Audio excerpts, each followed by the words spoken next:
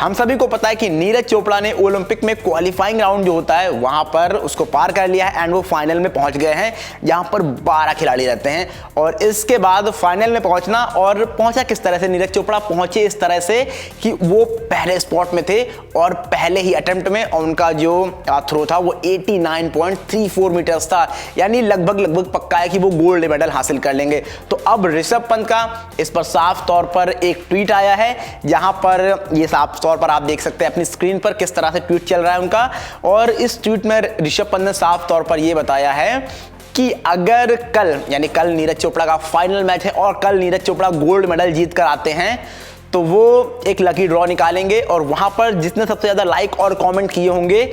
उसे वो 1,89,000 रुपए देंगे। अब 89 से करेक्शन आप शायद समझ गए होंगे, क्योंकि यहां पर नीरज चोपड़ा ने जो थ्रो मारा वो 89.34 था और ऋषभ पंत की वो गैबा वाली इनिंग आपको याद होगी, वहां पर भी उनका स्कोर जो था वो 89 था। तो इसीलिए 1,89,000 रुपए ऋषभ पंत देंगे अपने उस फैंस को या उस सपोर्टर को जो मतलब लकी ड्रॉ निकालने वाले हैं, वहां पर जिसके लाइक और कॉमेंट ज्यादा होंगे। तो आप बताइए किस तरह से इसको देख रहे हैं। अब जहां तक की बात करी जाए नीरज चोपड़ा की, तो नीरज चोपड़ा ने जिस तरह से परफॉर्म किया है हाल के समय में, या हम बात कर ले 2019 के ओलंपिक से, वहां गोल्ड मेडल जीता था, उसके बाद से लगातार या अब भी,